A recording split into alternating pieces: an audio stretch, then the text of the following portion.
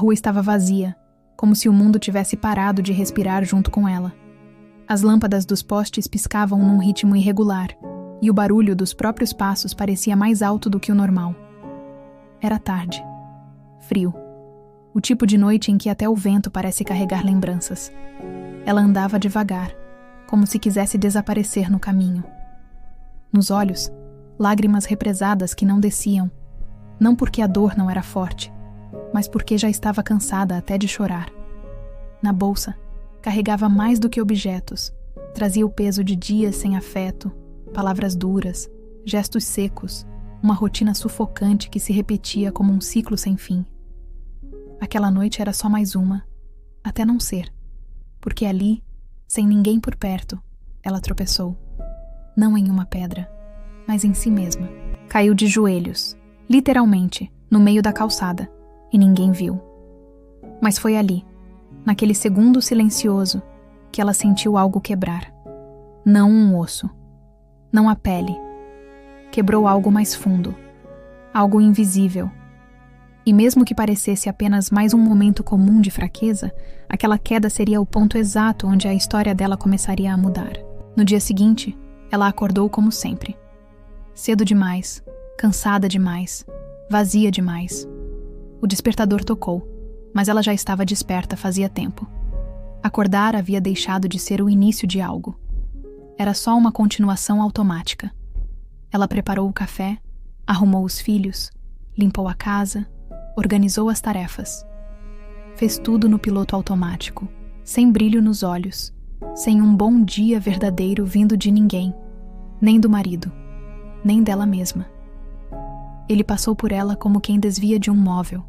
Pegou a xícara, reclamou do açúcar e saiu. Nenhum obrigado, nenhum olhar. E ainda assim, ela tentou sorrir.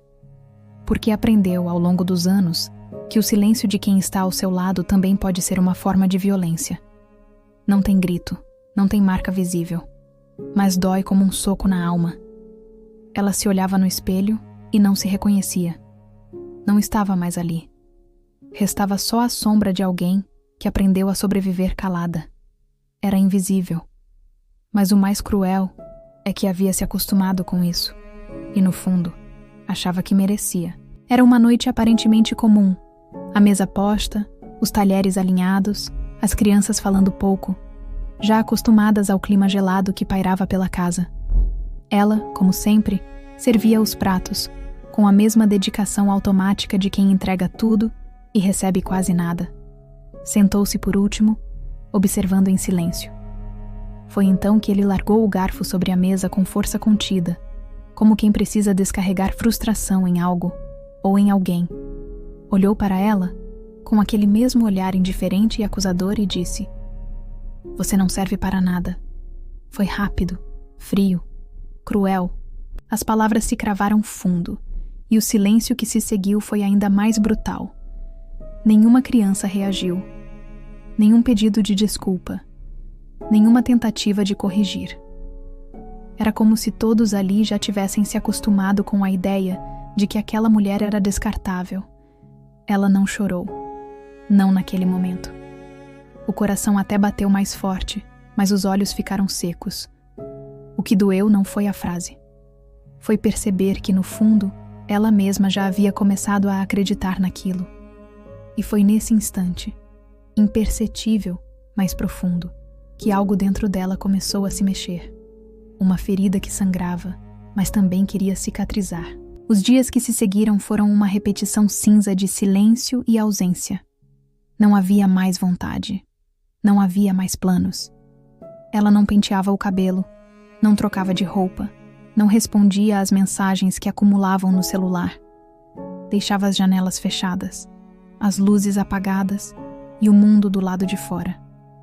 E do lado de dentro, havia o nada. Ouvia os filhos pela casa, mas até mesmo o som das risadas deles parecia distante, como se viesse de uma lembrança antiga.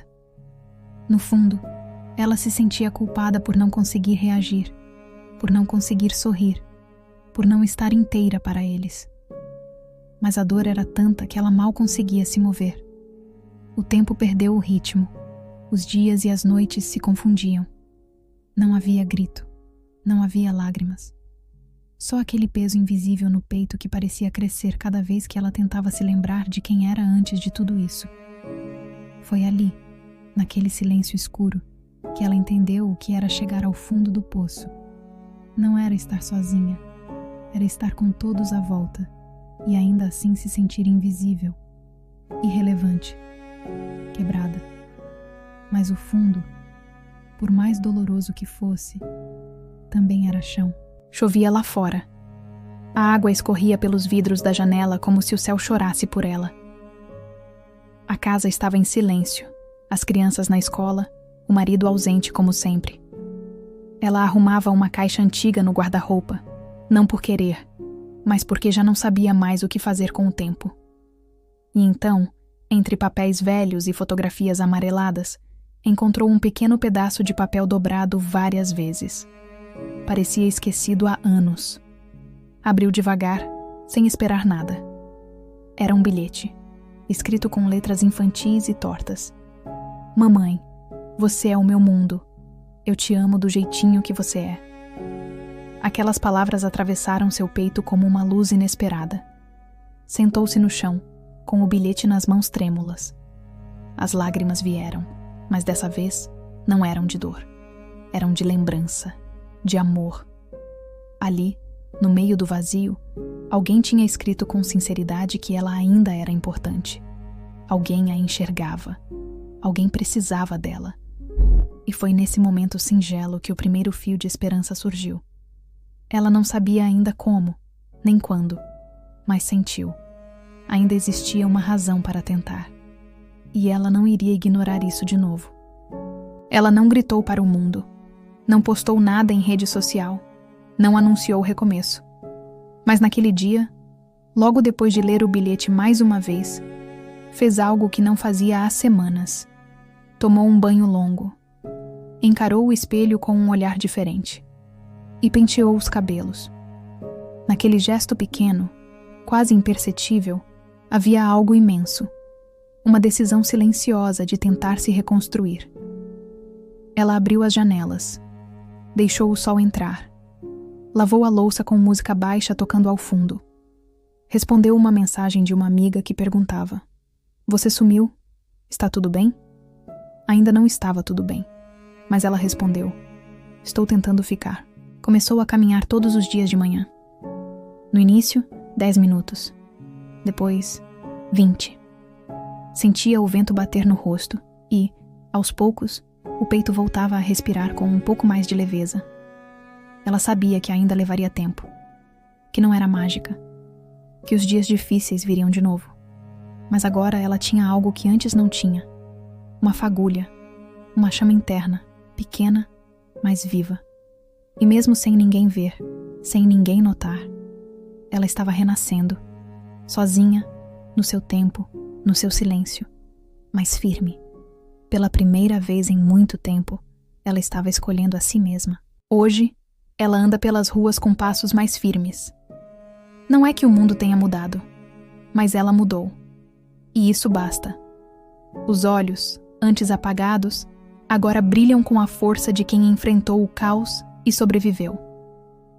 Não se trata de um final feliz de filme, porque a vida real não é assim, mas é sobre conquista, sobre voltar a se amar. O ex-marido, ainda vivendo sob o mesmo teto por um breve tempo, até que a separação se concretizasse de fato, percebeu algo diferente nela.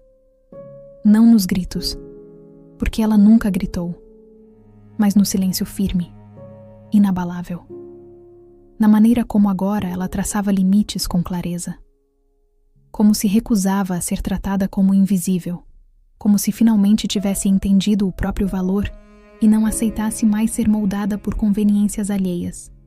Ela já não discutia, apenas deixava claro, com gestos e decisões, que aquele ciclo tinha se encerrado. Se isso fosse demais para ele, se a verdade da sua força o assustasse, tudo bem. Ela aprendeu que não está mais disposta a se encolher para caber no pouco que alguém consegue oferecer. A separação, antes vista como um fim, agora se revelava como um renascimento. Não havia mágoa em seus olhos, apenas liberdade. Ela não estava fugindo dele. Estava finalmente indo em direção a si mesma. Os filhos notaram também.